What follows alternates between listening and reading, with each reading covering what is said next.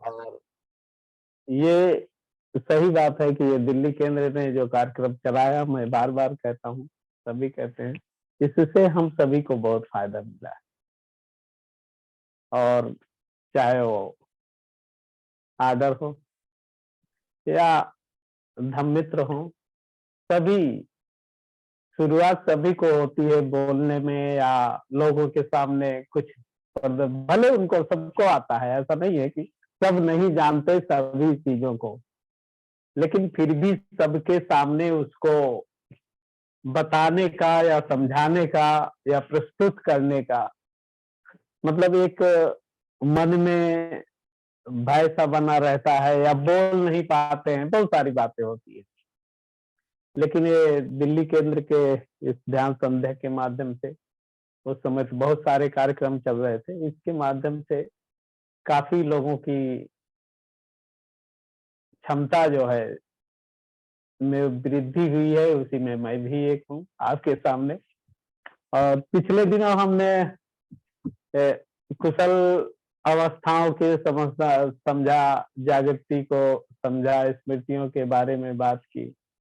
वास्तव में हम लोग अपनी जो मानसिक अवस्थाएं हैं उसके विकास के लिए अग्रसर रहते हैं और जिसके लिए हमें जो है ध्यान की जरूरत पड़ती है। एक मिनट,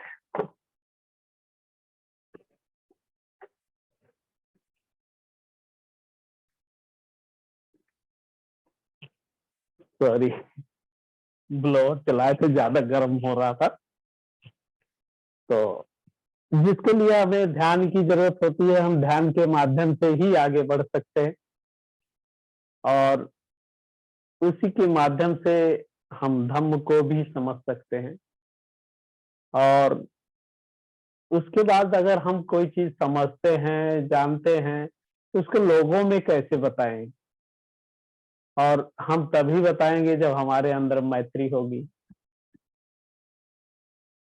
लोगों के प्रति। और मैत्री कहाँ से आती है? जब मैत्री होगी तो करुणा भी होगी, तभी हमें खुशी भी होगी, बहुत सारी बातें होती हैं। तो इस प्रकार से ऐसे लोगों का ये हम लोगों का एक समूह है, एक समाज है, तो जिसे हम आध्यात्मिक समाज के व्यक्ति कह सकते हैं।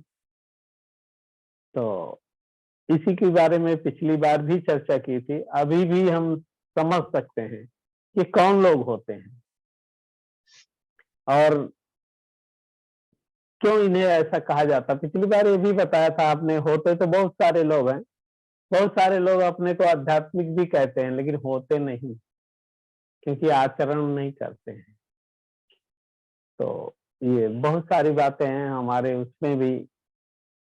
कुछ लोग ऐसे भी होते हैं, भले अपने घर को त्याग दिए हों, लेकिन वो भी अपनी जीविका के लिए ही होते हैं, केवल दिखाने के लिए लोगों में। तो ऐसे बहुत मिल जाएंगे। लेकिन यहाँ पर इस संघ में जो भंते जी ने जैसा संघ की निर्मित की है, हर एक को सीखने के लिए, समझने के लिए खुला मौका है और सबको अलग अलग माध्यमों के द्वारा बताया भी जाता है। जैसे हर एक सेंटर में वर्ग भी होता है और वर्ग के पहले जब हम लोग मित्र थे तो उस समय कुल की भी बात होती है, लोग वहां रहना भी पड़ता था, लेकिन हम लोग वहां जो है रहते नहीं थे, है ना। लेकिन कहा जाता था। अभी आज भी वो परंपरा और जगह है, बुद्ध विहारों में, शायद उत्तर भारत में कम ही है हम लोगों की तरफ, या यहाँ के संसाधन या लोगों में कम जागृति की बात कर सकते हैं, बहुत सारी बातें हो सकती हैं, तो उसमें मैं नहीं जाऊंगा। तो इसी के साथ साथ हम आध्यात्मिक समाज के एक व्यक्ति होते हैं जिन्होंने शरण गमन किया है या उस पर चलने का हम प्रयास कर रहे हैं।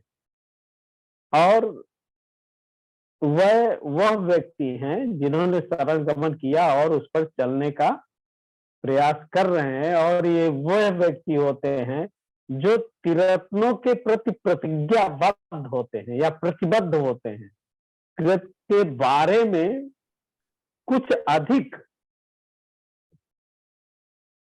बात करूं या थोड़ा आगे बात करूं तो एक व्यक्ति की बात है। व्यक्ति कौन होता है ना? तो व्यक्ति जो है ये आध्यात्मिक समाज के जो घटक होते हैं, जो लोग होते हैं, वो व्यक्ति होते हैं। और इन व्यक्तियों की व्यक्तिगत रुचि जो है तथा निर्णय, मतलब एक निर्णय होता है। जैसे हम लोग इसमें ध्यान संध्या में जुड़ते हैं तो ये भी तो हम निर्णय लिए हैं ना कि हम डेली आते हैं, इसमें 6:30 बजे जुड़ते हैं। हमें हर एक काम अपने छोड़कर हमें बैठना है, 6:30 बजे जुड़ना है। तो ये वो व्यक्ति होते हैं जो एक निर्णय लिए हैं। वह व्यक्ति अपने जीवन की जिम्मेदारियां उठाते हैं और उन्होंने एक व्यक्ति के रूप में अपने विकास करने का निर्णय लिया होता है ना? जो व्यक्ति जिम्मेदारियां भी उठाते हैं अपने स्वयं के विकास का, आगे बढ़ने का एक निर्णय लेते हैं, ये वो व्यक्ति होते हैं। और वास्तव में ये समाज या समूह तो नहीं कह सकते, लेकिन इनकी एक पहचान होती है। हाँ, हम धम्म मित्र हैं, हम सहायक हैं, हम त्रिरत्न बौद्ध महासंघ के सहायक गण में, महासंघ में हैं। तो इसमें भी एक वो होता है, कहीं कोई पूछता है तो एक पहचान सी कह सकते हैं, एक पहचान होती है जिसे आप अपने अस्तित्व को यहाँ पर क्या होता है खो देते हैं, या इसमें कोई अपनी वैसे नहीं होती है पहचान जिसमें आप समाहित हो जाएं। आध्यात्मिक समाज क्या होता है? ये स्वतंत्र व्यक्तियों का स्वयं सेवी संस्था है। स्वयं को हम करते हैं, दूसरा कोई नहीं करता है।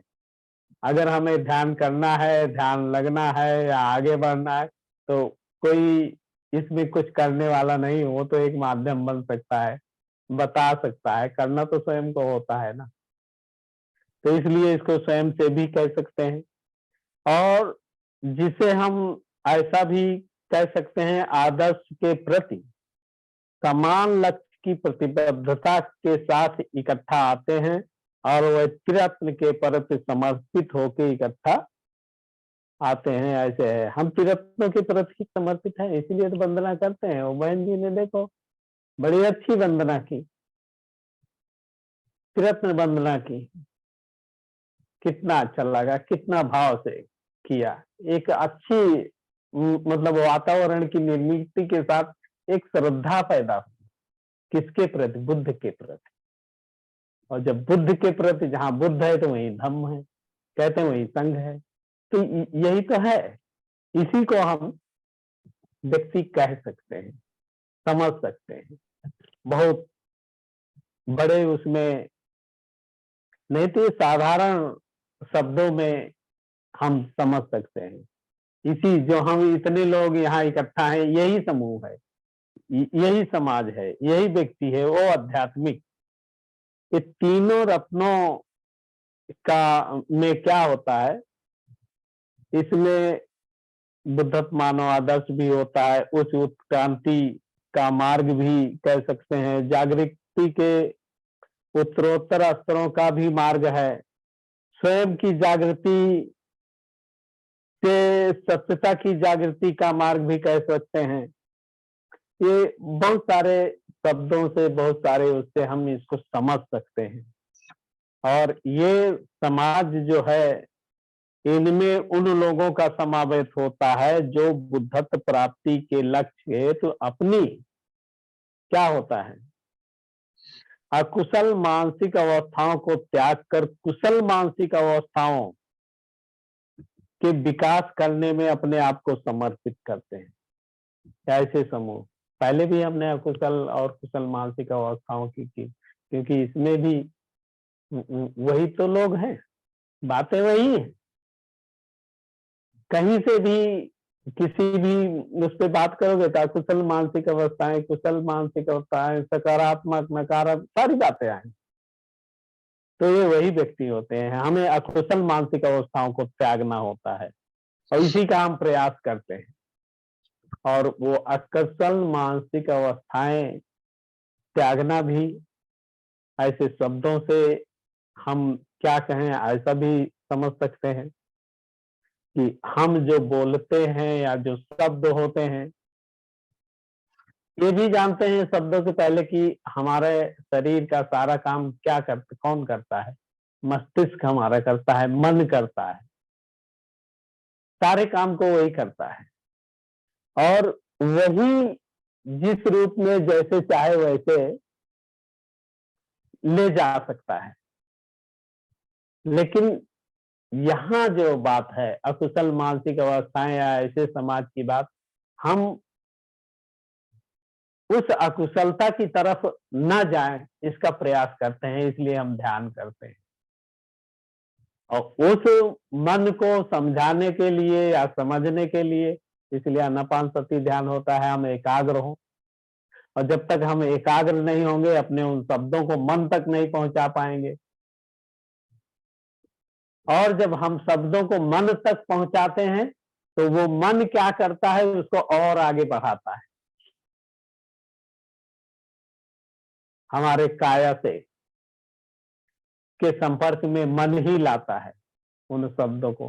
तो ये सब इंद्रियों का बहुत बड़ा हम खेल कह सकते हैं, या अपनी भाषा में जैसे आप लोग समझ सकते हैं। वास्तव में इसमें मन का ही बहुत महत्वपूर्ण स्थान होता है, क्योंकि ध्यान में भी हम जब होते हैं तो भटकते ही हैं। इसीलिए इस समूह का जो कहा गया है अकुशल मानसिक अवस्थाओं को त्यागना और कुशल मानसिक अवस्थाओं का विकास करना, यही तो बात है। इसे हम ऐसा भी समझ सकते हैं कि ये तीसरा रत्न वो है जो हमें लोकोत्तर समाज कहते हैं, जिसे यह आध्यात्मिक समाज का वो एक अंग है जो न केवल शरण गमन करते हैं, न केवल कुशल मानसिक अवस्थाओं का विकास करते हैं, न केवल एकाग्र होते ही हैं, बल्कि उनमें अंतर्दृष्टि भी उत्पन्न होती है जो सत्यता को स्पष्ट रूप से देख लेते हैं। और बुद्ध ने भी सत्यता को ही देखा था, उनके भी अंतर्दृष्टि थी। जब ज्ञान प्राप्त हुआ तो उन्होंने अपने गुरुओं को देखा कहाँ पे हैं, अपने 5 परिव्राजकों को देखा कहाँ पे हैं। लेकिन हम लोग तो उतने नहीं प्रयास कर रहे हैं। लेकिन हाँ, ऐसा भी है, कभी न कभी चाहे 1 ही सेकंड 2 ही सेकंड को झलक तो दिख ही जाती है अगर हम ध्यान कर रहे हैं। ऐसा नहीं है हम अनुभव नहीं करते हैं, करते हैं। और ऐसी झलक होती है कि ऐसा भी होता है कि हम कभी ध्यान करते होते हैं तो उसी को पाने के चक्कर में पूरा ध्यान मिट जाता है, लेकिन वो दोबारा नहीं मिलता है। जैसे समय परिवर्तन होता है, जब हम ध्यान करते हैं कुछ पाते हैं तो वो अनुभव जो है एक जैसा हमेशा नहीं रहता। बड़ी सिंपल भाषा में या वैसे उदाहरण के रूप में भी समझ सकते हैं कि जैसे वो मृग होता है, कस्तूरी मृग जिसे कहते हैं, वो कस्तूरी ढूंढता है हर एक जगह रहता है, उसके पास है, वही होता है।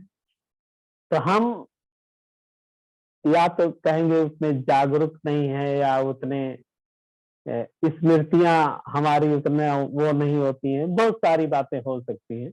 इसको हम चिंतन कर सकते हैं, समझ सकते हैं इस बारे में।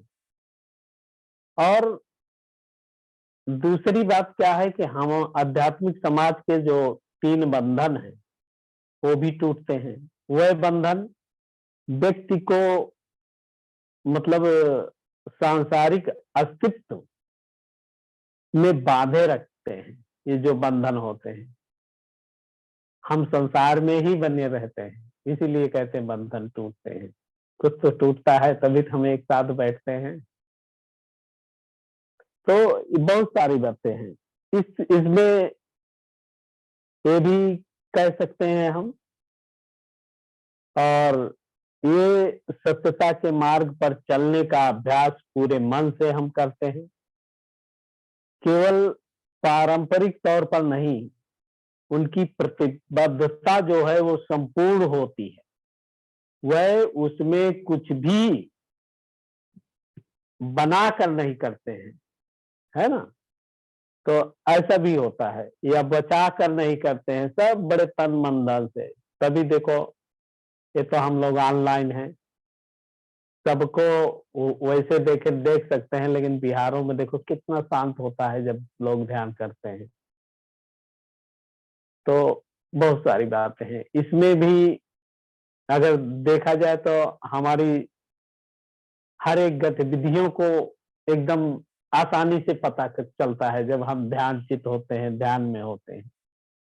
तो ये इसी प्रकार से, इससे भी अधिक परंपरागत जो बौद्ध भाषा में त्रिरत्न को बुद्ध रत्न या धम्म रत्न तथा संघ रत्न कहते हैं बौद्ध धर्म में, है ना।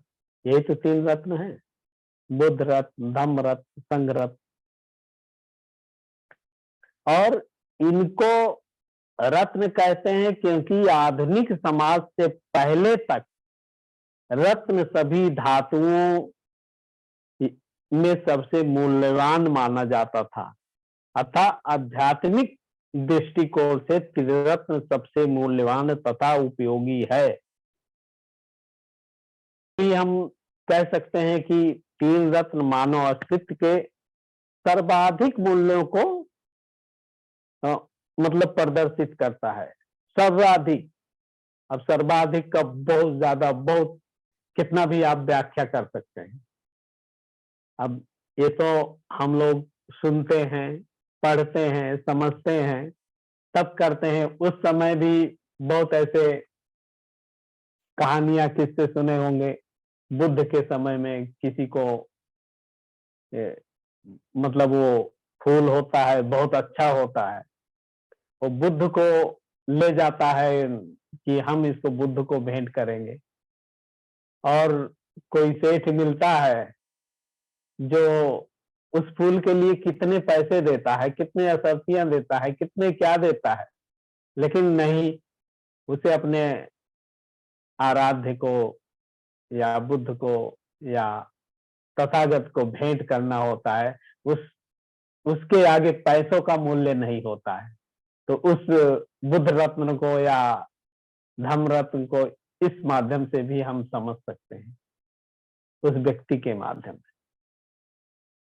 कि वो पैसों से भी उसको तोल नहीं सका कि हाँ ये इससे हम ये फूल लेंगे, क्योंकि वो फूल अपने आराध्य के लिए उसने चुना था। उस समय की बात है। तो उसी प्रकार हम लोग भी इतने मतलब प्रतिज्ञाबद्ध होते हैं इसके लिए। और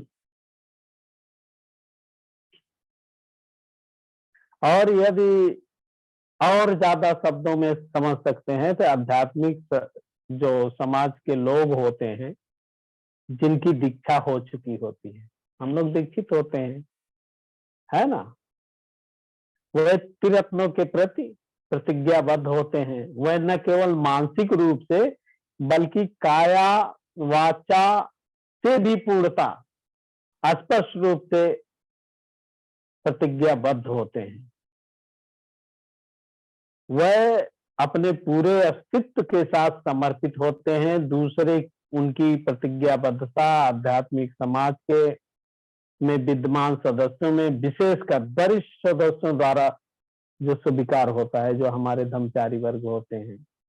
अभी देखो, मित्र दीक्षा होती है तो हमारे केंद्र के जो मित्र कन्वीनर होता है, चेयरमैन होते हैं, उनसे दीक्षा लेते हैं, क्योंकि वो कहीं न कहीं कुछ न कुछ तो त्याग करके, परित्याग करके आगे पहुंचे हुए हैं। तो इसलिए हम इससे जुड़ते हैं, इन सदस्यों को, क्योंकि वरिष्ठ सदस्यों द्वारा हम स्वीकार करते हैं और कुछ नैतिक सीलों के पालन करने की भी प्रतिज्ञा ग्रहण करते हैं। इस अर्थ में हम समझ सकते हैं। युवक हो, युवा हो, वृद्ध हो, स्त्री हो, पुरुष हो, शिक्षित हो, अशिक्षित हो, चाहे वो घर परिवार में साथ रह रहे हों, सामाजिक जीवन जी रहे हों या परिवारजक हो गए हों, चाहे वो साधारण उपासक उपासिका हो, भिक्षु भिक्षुनियां हो, चाहे आध्यात्मिक दृष्टिकोण से अधिक अधिक विकसित हो, कम विकसित हो, परंतु क्या होता है, उनकी सभी की शरण, सभी ने क्या होता है, शरण गमन किया होता है, सभी तीर्थ के प्रति समर्पित होते हैं। इसीलिए सभी आध्यात्मिक समाज के सदस्य होते हैं। कितनी बड़ी बात भंते जी ने ये बुद्ध के शब्दों में क्या कहा हो, कोई भी हो सकता है, लेकिन सभी सदस्य होते हैं। अब सभी को पता है जब मित्र दीक्षा होती है, जो धर्मचारी हैं, धर्मचारिणी है, उन्हें भी पता होता है जब उनकी भी दीक्षा होती है ना, क्या करना पड़ता है, कौन सी प्रतिज्ञा लेनी पड़ती है, और अच्छी तरह से स्पष्ट रूप से बताया जाता है, उनको समझ होती है। ऐसे लोगों का ये समूह होता है, और उसी समझ के लिए, उसी को आगे बढ़ाने के लिए हम लोग ये मैत्री भावना ध्यान करते हैं। और बहुत कम समय में, बहुत थोड़े शब्दों में मैंने थोड़ा सा बताने का प्रयास किया है। आप लोग थोड़ा थोड़ा बताया है तो थोड़ा ज्यादा समझने का प्रयास करिएगा, शायद अच्छा लगा होगा। मैं आप सभी को बहुत बहुत पुण्यानुमोदन करता हूँ और साधुवाद करता हूँ। इसी के साथ साथ अपने इस वक्तव्य को यहीं पर विराम देता हूँ। बहुत बहुत धन्यवाद सभी को। मैत्रीपूर्ण जय भीम, नमो बुद्ध।